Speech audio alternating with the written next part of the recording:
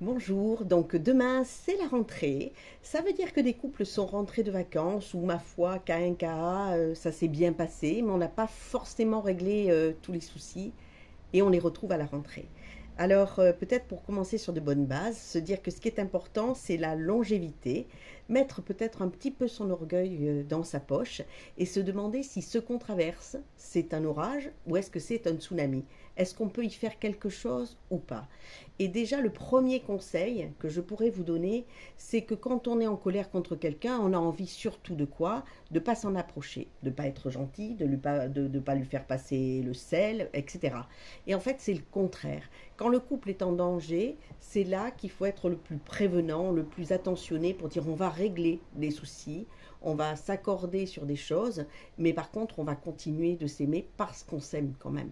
Voilà, je pense que ça, c'est vraiment très important de garder cette confiance partagée, cette amicalité, hein, donc la possibilité de parler de tout librement, ne pas commencer à peser ses mots, à peser ses phrases, à se dire ça je ne vais pas en parler parce que ça va la mettre en colère, et ainsi de suite.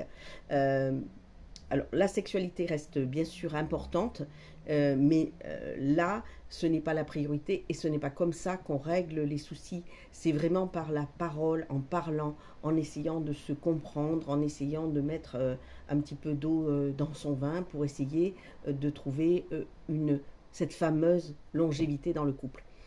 J'en parle davantage pour les jeunes parce que les jeunes sont habitués à avoir tout de suite, à pas attendre, à pas connaître vraiment de grandes frustrations. Et dans le couple, c'est pareil. Ils ne sont pas habitués à, à faire des efforts pour que ça marche. Et quelquefois, ça vaut le coup. On voit des couples qui s'arrêtent très très vite.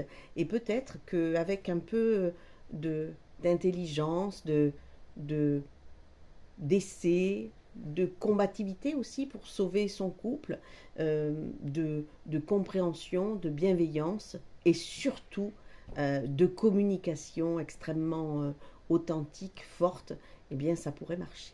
Bonne journée, bon courage.